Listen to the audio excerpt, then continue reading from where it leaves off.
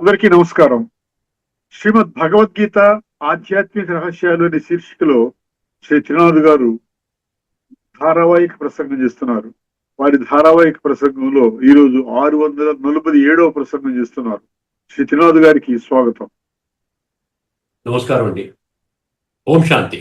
శ్రీమద్ భగవద్గీత ఆధ్యాత్మిక రహస్యాలు ఈ యొక్క కార్యక్రమాన్ని వీక్షిస్తున్నటువంటి సోదర సోదరులందరికీ కూడా హార్దిక స్వాగతం, సుస్వాగతం, నమస్కారం. ముందుగా ఆధ్యాత్మికము, ధార్మికం ఈ రెండింటి మధ్య ఉన్న భేదాన్ని అర్థం చేయించడానికి మరొక అంశాన్ని మీ దృష్టికి తీసుకుని వస్తున్నానండి. మామూలుగా మనము మనోవికారాలు అంటాం, విషయ వికారాలు అంటాం, పంచవికారాలు అంటాం, వైసెస్ అంటాం. అర్థమైందండి. కామము, క్రోధము, లోభము, మోహము, అహంకారము. అర్థమైందండి. దీనిని ఏ శాస్త్రం కూడా ఒక దివ్య గుణాలు ఇవన్నీ కూడా మనం అట్టే పెట్టుకోవచ్చు, మన జీవితాల్లో ఇవన్నీ పనికొస్తాయి, పనికొచ్చినప్పుడు వాడుకోండి అని ఏ శాస్త్రం ఈ భూమండలంపై మనుషులకు అందుబాటులోనున్న ఏ శాస్త్రం కూడా ఆ విధంగా చెప్పలేరు. ఇప్పుడు విషయం ఏమిటంటే, దీనిని వికారాలు అన్నప్పుడు దీనిని తొలగించుకోవడానికి ఏం చేస్తున్నామో, ఏ విధంగా ఇవి తొలగింపబడుతుంది. ఇది చెడు అన్న సంగతి మనకు తెలుసును. ఇది నెగిటివ్ అని అంటారు, చెడు అంటారు, మన ఆత్మని భ్రష్టు పట్టిస్తుంది. దీన్ని తొలగించుకునే విధానం ఏమిటి అన్న ఎప్పుడైనా మీరు ఆలోచించారా? 84 లక్షల జీవరాశులలో ఒక మనిషికి మాత్రమే భగవంతుడు బుద్ధి నేత్రాన్ని ఇవ్వటం జరిగింది. బుద్ధి నేత్రాన్ని జాగృతి చేసుకుని ఒక్కసారి ఒక్క క్షణం ఆలోచించండి. ఎందుకంటే విషయ వికారాల వలయములోనే ప్రతి ఒక్కరు కూరుకుపోయి ఉన్నారు ఈ రోజున. అత్యధిక శాతం మనుషులు. అర్థమైందండి. దీని నుంచి బయటపడే మార్గం ఏమిటి? మనం మామూలుగా అయితే మన ప్రార్థనలలో మాత్రం మనం చెప్తాం, భగవంతుడా మమ్మల్ని ఈ విషయ వికారాల నుండి దూరము చెయ్యి. అది మామూలుగా మన శ్లోకం ఉంది కదా, నార్త్ లో ఏమో జయ జగదీశ హరి అంటారు, పాప హరో దేవా. ఇక్కడేమంటావు, యాని కానిచ పాపాని. ఈ విధంగా పలకటం ద్వారానే అవ్వదు కదండి. అందుకని ధార్మిక జగత్తులో కేవలం మనం ఆ విధంగా ఇది వికారాలను తెలుసుకుంటాం. ఈ విధంగా ఈ మంత్రాలు లేక ఈ శ్లోకాల ఆధారంగా భగవంతుని ముందు మన యొక్క మనం పెడతామన్నమాట, విన్నవించుకుంటాం. భగవంతుడా మా పాపాలను దూరం చెయ్యి, మమ్మల్ని ప్రక్షాళనం చేయి, మమ్మల్ని శుద్ధి చెయ్యి అని అడుగుతాం. కానీ శుద్ధి చేసే మార్గము కేవలం ఆధ్యాత్మిక జగత్తులో మాత్రమే మనకి స్పష్టంగా అర్థమవుతుంది. ఆధ్యాత్మిక జగత్తులో మనకి ఏమర్థమవుతుంది? అర్థమైందండి. మన ప్రతి ఒక్కరు తమ యొక్క మూల స్వరూపములో ఆత్మ. అర్థమైందండి. ఆత్మ ఒరిజినల్ గా తన గుణాలు ఏంటి? దివ్య గుణాలు, దివ్య శక్తులు. అర్థమైందండి. సో ఈ యొక్క ఆస్పెక్ట్ మనం మర్చిపోయాం భక్తి కోణంలో. ఈ విషయాన్ని మనం మరుగున పెట్టుకున్నామండి. కేవలం పలుకుతున్నాము, భగవంతుడు ఒక విధానం దానికి రెస్పాన్స్ ఇస్తున్నాడు, ఈ విధంగా చెయ్యండి, మీరు అందరూ ఆత్మలు, నేను ఆత్మల తండ్రి పరమాత్మని, మీరు నాతో మనసు బుద్ధి ద్వారా సంబంధాన్ని ఏర్పరచుకోండి. ఆ విధంగా సంస్కార పరివర్తన జరుగుతుంది. సంస్కార పరివర్తన జరగడం అంటేనే విషయ వికారాల నిర్మూలన. అవన్నీ వెళ్ళిపోతాయి. ఎప్పుడైతే చీకటి చీకటి చీకటి అంటే కుదరదు కదండి. అసతోమా సద్గమయ, తమసోమా జ్యోతిర్గమయ. తమస్సు అంటే చీకటి, చీకటి అంటే తమస్సు పోదండి. వెలుగు నింపితే, జ్ఞానం అనేటువంటి వెలుగు నింపితే మనలో వికారాలు పోతాయి. అంటే నేను ముఖ్యంగా మీ దృష్టికి ఏ విషయం తీసుకొని వస్తున్నానంటే, నా భావన ఏంటంటే, కేవలం రాజయోగ ప్రక్రియ ద్వారానే మనిషిలోని జన్మ జన్మలుగా చేసినటువంటి ఏవైతే పాప కర్మలు, లోపభూయిష్ట కర్మలు, నీచ కర్మలు, దీని ద్వారా ఏర్పడినటువంటి, అర్థమైందండి, ఈ యొక్క విషయ వికారాల కారణంగా ఏర్పడినటువంటి తమో ప్రధాన సంస్కారాలు కేవలము 100% ఒకటే ఒక్క మార్గం మనుషులకు అందుబాటులో ఉన్నది, అది రాజయోగం. అర్థమైందండి. దాని ద్వారానే పోతుంది తప్ప వేరే మార్గమే లేదు. ఆ యొక్క పరివర్తన, ఆ కార్యక్రమమే, ఆ ప్రక్రియని వర్తమాన సమయంలో భగవంతుడు ప్రత్యక్షంగా చేస్తున్నాడు. కాబట్టి దయచేసి ఈ విషయాన్ని గుర్తుపెట్టుకోండి. విషయ వికారాలు నిర్మూలించకుండా సంస్కార పరివర్తన జరగదు. సంస్కార పరివర్తన జరగకుండా మనం స్వర్గములోకి ఎంటర్ అవ్వలేము. ఇది ముఖ్యమైన విషయం అండి. మనము ఈ ఎపిసోడ్లో మనము ఈ కఠోపనిషత్తు 1.3.5, 1.3.6 మనము కంక్లూడ్ చేయబోతున్నామండి. ఇది మనం పూర్తి చేసుకుంటాం. అందుకని కొన్ని ముఖ్యమైన విషయాలు మీ దృష్టికి తీసుకొని వస్తాను. ఇప్పటికే మీకు ఈ శ్లోకం ఏం చెప్పింది, 1, 3, 5 ఇంద్రియాల్ని మనసుని అదుపు చేసుకోకపోయినట్లయితే గుర్రాలు, ఇంద్రియాలు అనబడే గుర్రాలు అది ఏమవుతాయి, మన మాట వినకుండా మనని తప్పు ద్రోవలో తీసుకుని వెళతాయి. అదే మాట వినినటువంటి గుర్రాలు ఏవైతే ఉన్నాయో అది మనసు అనే పగ్గాలు, బుద్ధి అనేటువంటి సారథి, రధికుడు అనేటువంటి జీవాత్మ ఇవన్నీ కంట్రోల్లో ఉన్నప్పుడు అది సదశ్వ అన్నాడు, అక్కడ దుష్టాశ్వ అన్నాడు. అర్థమైందండి. దీనికి ఇప్పుడు మనం ఇది 11వ ఎపిసోడ్ అండి. 2 మంత్రాల మీద మనం 11, ఇది ఆఖరి ఎపిసోడ్, 11వ ఎపిసోడ్ దీంతో కంక్లూడ్ చేయబోతున్నాం. శ్రద్ధగా వినండి. ఇప్పుడు ఒక 2 ఉపనిషత్ మంత్రాలు మిగిలి ఉన్నాయండి నేను ఇక్కడ రికార్డ్ చేసిన దాంట్లో. ఇందులో ముఖ్యంగా ఇప్పటి వరకు మనం మామూలుగా బుద్ధి గురించి మాట్లాడుతున్నాం, మనసు గురించి మాట్లాడుతున్నాం, పగ్గాలు అంటున్నాం, సారథి అంటున్నాం, ఇంద్రియాలు అంటున్నాం, ఇంద్రియ విషయాలు అంటున్నాం, ఇవన్నీ చెప్పుకుంటున్నాం. కానీ రథము గురించి ఎప్పుడైనా మాట్లాడుకున్నామా? రథము మంచి కండిషన్లో ఉండాలి, రథం ఏ విధంగా ఉండాలి, రథం బాగులేకపోతే అక్కడ సారథి ఏ విధంగా నడిపిస్తాడు, అర్థమైందండి. ఆ పగ్గాలు కరెక్ట్గా ఉన్నాయా, ఇవన్నీ రథము గురించి ముఖ్యంగా మనకి ఇక్కడ శ్వేతాశ్వతర ఉపనిషత్తు 2.8 అండి. 2.8 ఇదే విషయాన్ని సమర్థించేటువంటి గీతలో కూడా ఒక శ్లోకం ఉంది. అది ఆత్మ సంయమ యోగములో 13వ శ్లోకం. ఈ 2 శ్లోకాలు, ఇది మంత్రము, ఇది శ్లోకం, 2 కూడా నోట్ చేసి పెట్టుకోండి. శ్వేతాశ్వతర 2.8 భగవద్గీత శ్లోకము 6వ అధ్యాయంలోని 13వ శ్లోకం. ఇప్పుడు ఒక్కసారి ఈ మంత్రము ముందు వాక్యం ఏంటంటే, ఈ మంత్రము సహితము కఠోపనిషత్తు 1, 3, 5, 1, 3, 6 మంత్రాలలోని రథ దృష్టాంతానికి అత్యంత సహజమైన ప్రత్యక్షమైన మద్దతుగా నిలుస్తుంది. కఠోపనిషత్తు మనకు మనస్సు, ఇంద్రియాలను ఎలా అదుపు చేయాలో రథ దృష్టాంతము ద్వారా చెప్తే, శ్వేతాశ్వతర ఉపనిషత్తు ఏం చెప్తుందండి, ఆ అదుపు చేసే ప్రక్రియలో శరీర స్థితి అంటే రథము కదా. శరీర స్థితి అంటే రథం అంటే శరీరం అనుకున్నాం కదా. శరీర స్థితి అంటే బాడీ పోస్చర్ ఎలా ఉండాలి, ఎలా కూర్చోవాలి, ఏ విధంగా మనము పరమాత్మ నుండి కరెంట్ ఎలా తీసుకోవాలి, గుణాలు శక్తులు ఎలా తీసుకోవాలి, మన యొక్క మెడిటేషన్ మార్గంలో, రాజయోగ మార్గంలో అర్థమైంది ఎలా ఉండాలి, సాధన ఎలా సాగాలో ఒక ప్రాక్టికల్ యోగా సూత్రములాగా వివరిస్తుంది ఈ యొక్క శ్వేతాశ్వతర ఉపనిషత్తు 2.8 అండి. ఈ రెండింటి మధ్య ఉన్నటువంటి లోతైన సంబంధాన్ని స్పష్టంగా అర్థం చేసుకునేటువంటి ప్రయత్నం చేద్దాం. అర్థమైందండి. అంటే రథము, ఇంద్రియాలు రెండింటి మధ్య ఉన్నటువంటి సంబంధం అంటే రథం అనేది ఫిజికల్, అర్థమైందండి. ఈ మనస్సు, బుద్ధి, ఇంద్రియాలు ఇవన్నీ కూడా సూక్ష్మము. ఈ రెండింటి మధ్య ఉన్నటువంటి ఆ సంబంధాన్ని స్పష్టంగా, కనెక్షన్ని స్పష్టంగా అర్థం చేసుకునే ప్రయత్నం చేద్దాం. ఓకేనండి. ఇప్పుడు శ్వేతాశ్వతర 2.8 మంత్రాన్ని జాగ్రత్తగా వినండి. చాలా కొంచెం కఠినంగా ఉంటుంది, పలకడానికి కఠినంగా ఉంటుంది. ఎప్పుడు ఇలా భావించకండి. చాలా స్పష్టంగా, చాలా సులభంగా, చాలా ఈజీగా, పర్ఫెక్ట్గా పలికితే మీరు దాని తత్వాన్ని అర్థం చేసుకున్నట్టు, సరిగ్గా పలకలేకపోతే తత్వం అర్థం కాలేనట్టు ఆ విధంగా భావించకండి. ఇక్కడ పలకటం కాదు, సంస్కృతి పదాలు మనం పలకలేము, దానికి ఎంతో అభ్యాసం కూడా కావాలి. అందులో ఉన్నటువంటి గూఢార్థాన్ని గమనించి, లోతైన తత్వాన్ని గమనించి మనం జీవితంలో దాన్ని అనుభవంలోకి తీసుకొని రాగలిగితే అది చాలా గొప్ప విషయం అన్నమాట. ఆ విషయాన్ని దృష్టిలో పెట్టుకోండి, జాగ్రత్తగా వినండి. త్రిరున్నతం స్థాప్య సమం శరీరం హృదీంద్రియాణి మనసా సన్నివేశ్య బ్రహ్మోడుపేన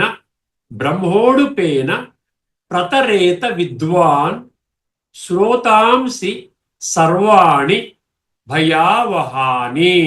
ఇదండి. ఇప్పుడు ధ్యానము చేసే సమయంలో మనిషి ఎలాగ కూర్చోవాలి చెప్తున్నాడండి ముఖ్యంగా ఇక్కడ. అర్థమైందండి. ఏమంటున్నాడు ఇక్కడ? రొమ్ము, చెస్ట్ అన్నమాట. దీన్ని మనం స్పైన్ కూడా అనొచ్చు. అర్థమైందండి. మెడ, తర్వాత శిరస్సు. అక్కడ 3 అన్నాడు చూసారా? 3 ఉన్నతం, 2 కూడా ఒకటే సమానంగా ఉండాలంట. స్పైనల్ కార్డ్ అంటే ఏమంటారు, ఇలా స్థిరంగా కూర్చోండి, నిటారుగా ఉండండి అని చెప్తారు కదా మామూలుగా మనకు ఆసనాలు వేసినప్పుడు. కానీ రొమ్ము, మెడ, శిరస్సు అనే 3 భాగాలను నిటారుగా ఉంచి శరీరాన్ని సమస్థితిలో నిలపాలి. ఇప్పుడు శరీరం గురించి మాట్లాడుతున్నాం అనమాట మనం. అదే గీతా మంత్రం కూడా, గీతా శ్లోకం కూడా చెప్తాను మీకు. ఇంద్రియాలను మనస్సు సహాయముతో హృదయములో, అంటే హృదయం అంటే ఇక్కడ ఆత్మ అని అర్థం చేసుకోండి. హృదయం అంటే బుద్ధి అని చెప్పుకున్నాం. హృదయం అంటే సూక్ష్మం. హృదయం అంటే మన ఫిజికల్ హార్ట్ కాదు. ఫిజికల్ ఏది కాదండి. ఆధ్యాత్మికంలో ప్రతీది సూక్ష్మమే. అర్థమైందండి? ఇంద్రియాలను మనస్సు సహాయంతో హృదయములో అంటే ఆత్మలో లగ్నము చేయాలి. ఆత్మజ్ఞాని అయిన సాధకుడు భయంకరమైన సంసార నదులను బాహ్య ప్రవాహాలను బ్రహ్మము అనే నావ అంటే పడవ సహాయముతో సురక్షితముగా దాటిపోతాడు. అర్థమైందండి? స్థిరంగా కూర్చోవాలి అండి. పరమాత్మ అనబడేటువంటి ఒక నావలో మనం కూర్చుంటే పరమాత్మ ఒడిలో కూర్చున్నట్టు లెక్క అనమాట. ఆయనని మనం సురక్షితంగా తీసుకొని వెళ్తాడు. ఇది ఈ యొక్క మంత్రం యొక్క ఉపదేశం. అందుకనే దీన్ని మనం కరెక్ట్గా పరమాత్మను క్యాచ్ చేయాలి అంటే మన ఫిజికల్ పోస్చర్, బాడీ పోస్చర్ ఏ విధంగా ఉండాలో ఇది చెప్తోంది. ఇంకా కొంచెం డీటెయిల్స్లోకి వెళదాము. ఇప్పుడు కఠోపనిషత్ బ్రహ్మము అనే నావ అన్నాడు. బ్రహ్మం అంటే పరమాత్మ. ఇక్కడ బ్రహ్మము అంటే పరమాత్మ. పరమాత్మ నావలో పరమాత్మ ఒడిలో కూర్చొని మనం ప్రయాణం చేస్తే మనం ఏమవుతుందండి, ఈ భయంకరమైనటువంటి ఈ సంసారం అనేది, ఏది సంసార సాగరం అంటారు చూసారా, దీన్ని దాటిపోతాం. సురక్షితంగా చక్కగా మనము శాంతియుత స్థానానికి వెళతాం, పరంధామానికి వెళతాం. కఠోపనిషత్తుతో ఉన్నటువంటి సంబంధం ఒకసారి గమనించండి. ఈ మంత్రము కఠోపనిషత్తు రథ దృష్టాంతాన్ని ఒక యోగ సాధనగా మార్చి చూపిస్తుంది. ఈ రథ దృష్టాంతం ఏదైతే ఉందో అది ఒక యోగ సాధనము. అర్థమైంది? కేవలం కూర్చోవడం, రథంలో కూర్చోవడం, మనసు పగ్గాలు లాగటం, ఇంద్రియాలు పట్టుకుంటూ కావడం. అల్టిమేట్గా మనం పరమాత్మతో కనెక్ట్ కావాలి. యోగం అంటేనే ఆత్మ పరమాత్మ యొక్క కలయిక. అర్థమైందండి? Individual consciousness in communion with universal consciousness. దీన్ని యోగం అని చెప్పి మన గూగుల్ కూడా నిర్వచించింది. ఇక్కడ ఒకసారి గమనించండి. మనసా ఇంద్రియాణి సంనివేశ్య అన్నాడు. ఇక్కడ మనసా ఇంద్రియాణి సంనివేశ్య ఏది శ్వేతాశ్వతర 2:8 ఉంది. కఠోపనిషత్తు 1:3:6 ఉంది. యుక్తేన మనసా అని ఉంది. ఇక్కడ మనసు ఉంది, అక్కడ మనసు ఉంది. అర్థమైందండి? ఈ కఠోపనిషత్తు 1:3:6 విజ్ఞాని అయిన వాడు మనస్సు అనే పగ్గాల ద్వారా ఇంద్రియాలనే గుర్రాలను, మనస్సు అనే పగ్గాల ద్వారా ఇంద్రియాలు అనబడే గుర్రాలను తన వశము చేసుకుంటాడని చర్చించుకున్నాం. అదే కదా మనకు చెప్పింది. అర్థమైందండి? బుద్ధి ఆ విధంగా సారథి, ఇంద్రియాలు మన మనస్సు అనే పగ్గాల ద్వారా ఇంద్రియాలని వశపరుచుకుంటాడు. ఇక్కడ శ్వేతాశ్వతర ఉపనిషత్తు 2:8 ఏం చెప్తోంది? ఆ వశము చేసుకునే ప్రాక్టికల్ పద్ధతిని చెప్తోంది. అర్థమైందండి? వశం ఏ విధంగా చేసుకోవాలి? ఇలా చేసుకోండి. ఇప్పుడు ప్రాక్టికల్ పద్ధతి ఏంటో ఒకసారి గమనించండి. హృదీంద్రియాణి మనసా సంనివేశ్య, ఇది పూర్తిగా పంక్తి. హృదీంద్రియాణి మనసా సంనివేశ్య అంటే బయట ఉన్న విషయ సుఖాల వైపు, విషయ వికారాల ద్వారా, అంటే ఇంద్రియ సుఖాలన్నమాట. విషయ సుఖాల వైపు పరిగెత్తే ఇంద్రియాలను మనస్సు సహాయముతో, అంటే పగ్గాల సహాయముతో వెనక్కి లాగి హృదయ స్థానములో నిలపాలి. హృదయ స్థానం అంటే ఇక్కడ తీసుకుని రావాలి, బుకుటి మధ్యలోకి తీసుకుని రావాలి. అర్థమైందండి? ఆత్మలో నిలపాలి. గుర్రాలను బయట రోడ్డు మీద వదిలేయకుండా రథానికి కట్టి ఉంచే ప్రక్రియ ఇది. అర్థమైందంటే ఇంద్రియాలని అదుపు చేసుకునే విధానం అన్నమాట. పరమాత్మ నుండి మన పరమాత్మతో కనెక్ట్ అయ్యే విధానం ఇక్కడ చెప్తా ఉంది. ఇది మొదటి విషయం ఏం చెప్తుందండి? మనసా ఇంద్రియాన్ని హృదీంద్రియాణి మనసా సంనివేశ్య, ఇది యుక్తేన మనస అనేది మనకి ఇందులో ఉంది కఠోపనిషత్తులో. తర్వాత రెండో విషయం, ఇక్కడ బ్రహ్మోడు పేన ప్రతరేత అని ఉంది. చాలా కొంచెం క్లిష్టంగా ఉంది పలకడానికి. బ్రహ్మోడు పేన ప్రతరేత అంటే బ్రహ్మం అనే నావ, ప్రతరేత అంటే ఒక పడవంట. అర్థమైందండి? పడవ అంటే బ్రహ్మం అనే నావ. ఇక్కడ ఏం చెప్తున్నాడు? ఇక్కడ బ్రహ్మం అనే నావ అన్నాడు. కఠోపనిషత్తు ఏం చెప్పింది? రథము.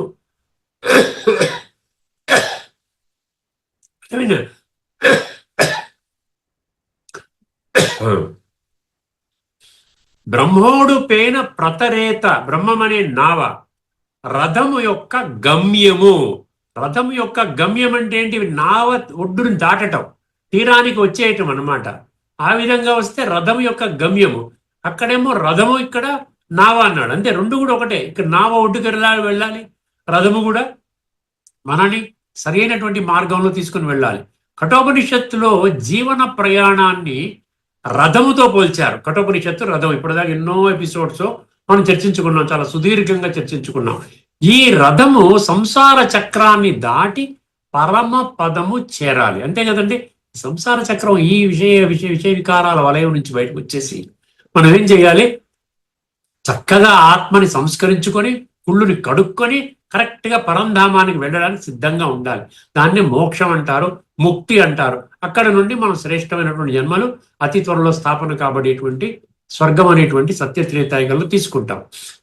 ఇక్కడ శ్వేతాశ్వతరంలో ఏం చెప్తాడు? అదే ప్రయాణాన్ని భయంకరమైన నదిని దాటే ప్రక్రియతో పోల్చారు. భయంకరమైన ఈ విషయ వికారాల వలయం సంసారం అనేది భయంకరమైనటువంటి ఇదనమాట, పోల్చారు. ఈ నదిని దాటడానికి సాధకుడికి లభించే పడవ ఏది? దానికి ఏమన్నాడు? బ్రహ్మ ఉడుపేన అన్నాడు. బ్రహ్మ ఉడుపేన అంటే బ్రహ్మ జ్ఞానము లేదా ఓంకారము. ఓంకారం అంటే పరమాత్మ, ఓంకారం అంటే ఆత్మ, అంటే ఆధ్యాత్మికం. ఓంకారం అంటే ఆధ్యాత్మికం. అది బ్రహ్మజ్ఞానం ద్వారానే మనకి లభిస్తుంది. ఇది ఓంకారం అనేటువంటి నావ, పడవ. రథానికి గమ్యస్థానము ఏదో ఈ నావ చేరే ఒడ్డు కూడా అదే. ఇది రెండో విషయం అండి. బ్రహ్మోడు పేన ప్రతరేత. మూడవది త్రిరున్నతం స్థాప్య సమం శరీరం. త్రిరున్నతం స్థాప్య సమం శరీరం, ఇదనమాట. రథం యొక్క స్థిరత్వం చెప్తున్నాడు, రథం యొక్క కండిషన్ అన్నమాట. రథం సరిగ్గా నడవాలంటే గుర్రాలు లొంగడమే కాదు, అర్థమైందండి. కేవలం గుర్రాలు లొంగడమే కాదంట, రథం యొక్క నిర్మాణము కూడా స్థిరంగా బలంగా ఉండాలి. శ్వేతాశ్వతర చెప్పిన త్రిరున్నతం శరీరం, త్రిరు అంటే మూడు కదా, త్రి అంటే మూడు, త్రిరున్నతం శరీరం అంటే ఈ మూడు కూడా సమంగా ఉండాలి. వెన్నుపూస, స్పైనల్ కార్డ్, స్పైన్ అంటారు కదా, వెన్నుపూస, మెడ, తల నిటారుగా ఉంచడం. ఇలా ఉంటే మంచిగా యోగం అవుతుంది అంటారు. యోగంలో ఒక స్థితి అన్నమాట. అది పద్మాసనం కానీ, అర్ధపద్మాసనం కానీ, సుఖాసనం కానీ ఇవన్నీ చేస్తారు అనేది. త్రిరున్నతం శరీరం అనేది ధ్యానములో రథాన్ని నిలబెట్టే పద్ధతి. రథం అంటే శరీరం అండి, శరీరాన్ని కరెక్ట్గా ఆ విధంగా పెట్టాలి. శరీరము స్థిరంగా ఉంటేనే మనస్సు అనే పగ్గాలు, ఇంద్రియాలనే గుర్రాలు అదుపులోకి వస్తాయి. శరీరం స్థిరంగానే ఉంటే, శరీరం కరెక్ట్గా లేదు, రథచక్రం విరిగిపోయింది, లేకపోతే నడవటం లేదు, కారు పంచర్ అయినట్టు అన్నమాట.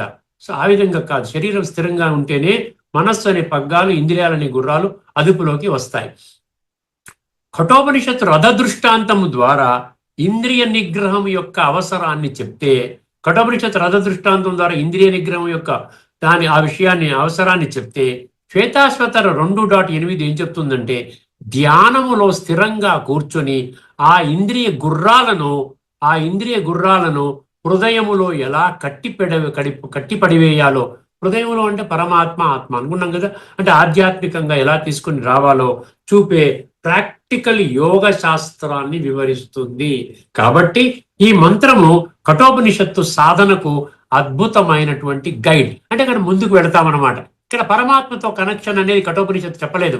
ఇంద్రియ నిగ్రహము, మనో నిగ్రహము, ఈ విధంగా పగ్గాలు ఇవన్నీ చెప్పాయి. కానీ పరమాత్మతో కనెక్ట్ అవ్వటం గురించి మనం తెలుసుకున్నాము. అదేవిధంగా రథము కూడా పర్ఫెక్ట్ గా ఉండాలి. తర్వాత బ్రహ్మోడు పేన, అది ఒకటి చెప్పారు కదా, బ్రహ్మ ఉడుపేన అనే దాంట్లో పరమాత్మతో మనం కనెక్ట్ అవ్వటం అన్నమాట. ఇప్పుడు ఒక్కసారి ఈ సందర్భంగా ఇప్పుడు నేను భగవద్గీత శ్లోకాన్ని తీసుకొస్తున్నాను. చాలా ఈజీ అండి, భగవద్గీత చాలా ఈజీగా అర్థం అవుద్ది. ఈ సందర్భంగా శ్వేతాశ్వతర 2.8 మంత్రాన్ని భగవద్గీత 6.13 అద్భుతంగా సమర్థిస్తుంది. అదే విధంగాను చూద్దాం.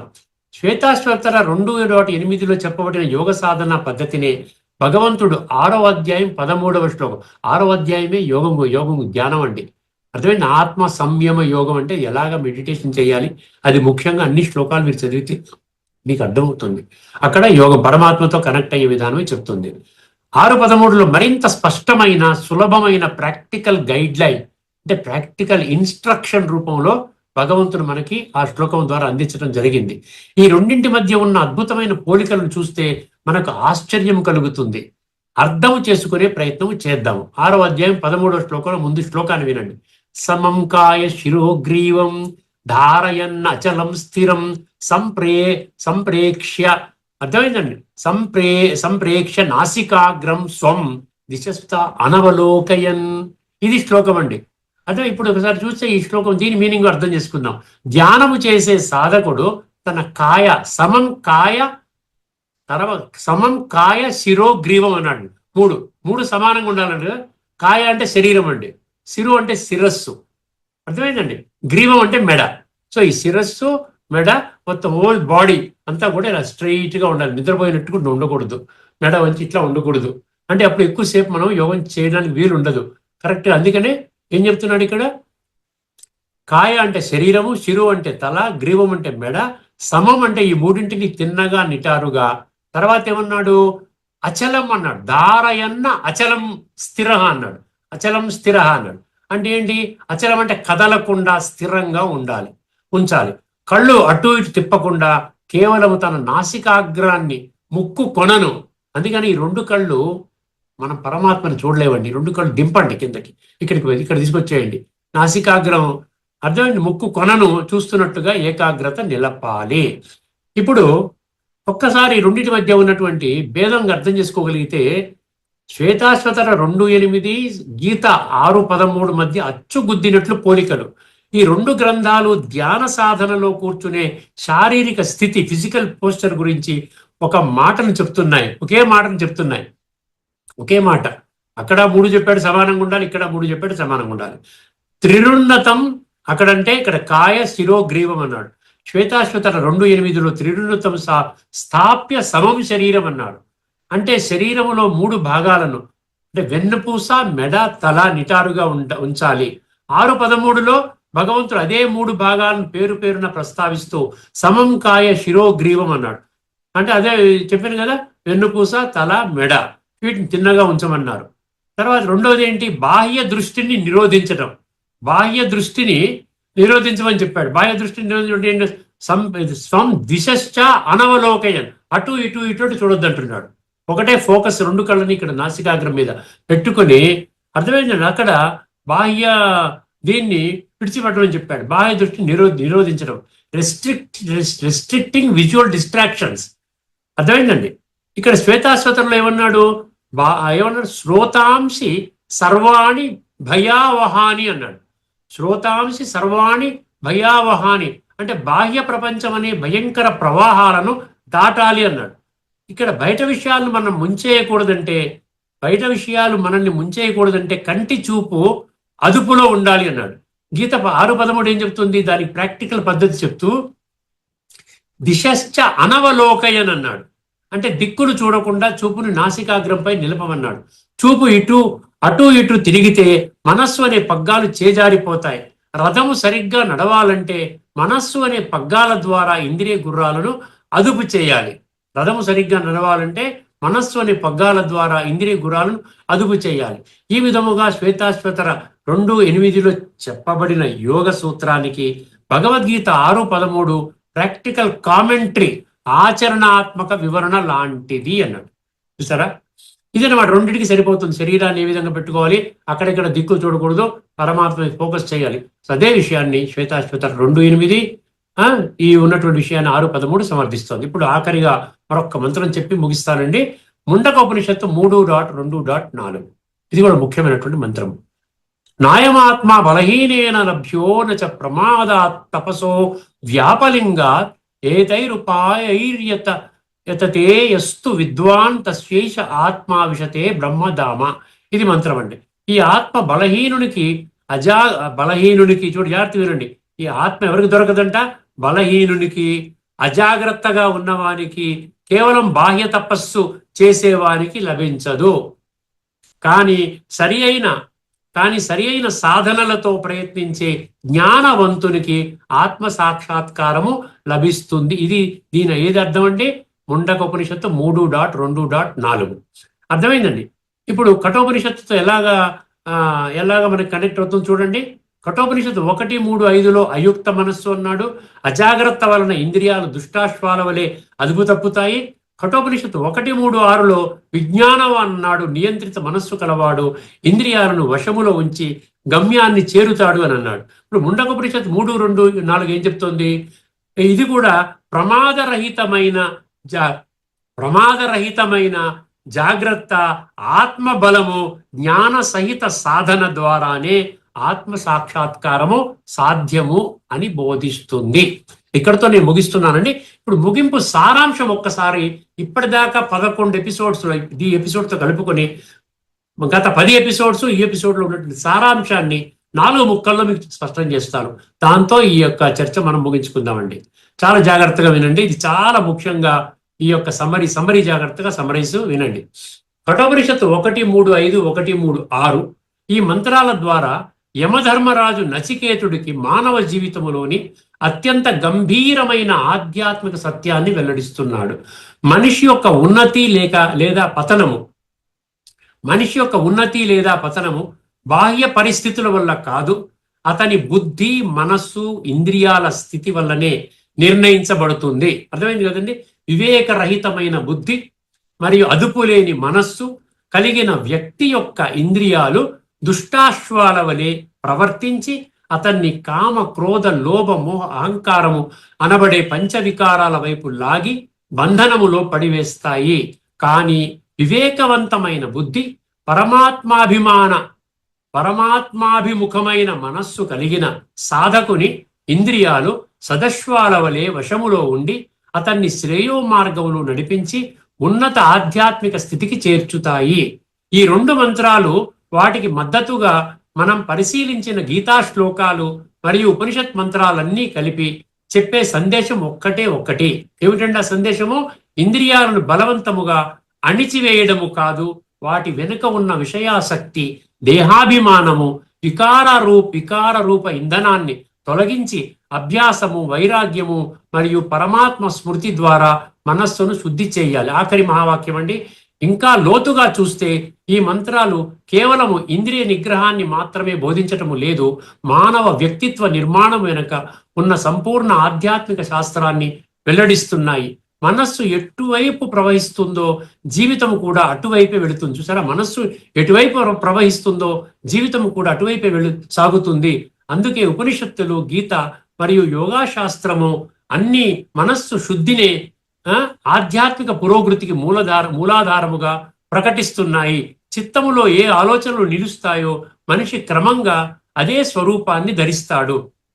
ప్రాపంచిక విషయాలపై కేంద్రీకృతమైన చిత్తము బంధనాన్ని సృష్టిస్తే పరమాత్మపై నిలిచిన చిత్తము విముక్తిని ప్రసాదిస్తుంది.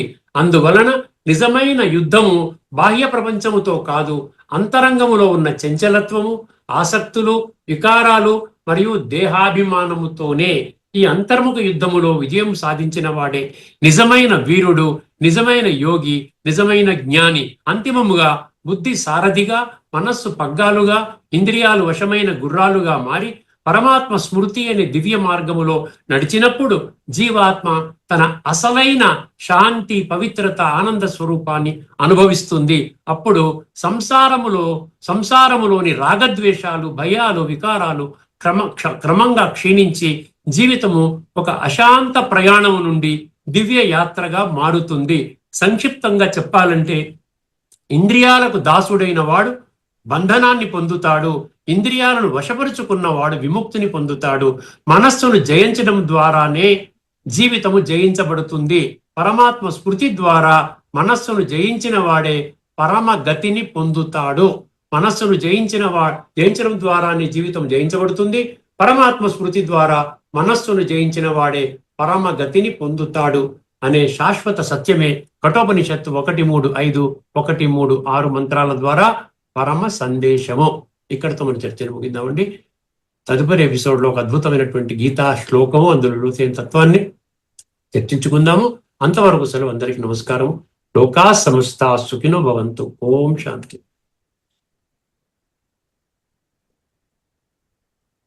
శ్రీమద్ భగవద్గీత ఆధ్యాత్మిక రహస్యాలు అనే శీర్షిక ద్వారా ధారావాహిక ప్రసంగం చేసిన శ్రీ త్రినాథ్ గారికి ధన్యవాదాలు. నమస్కారం అండి.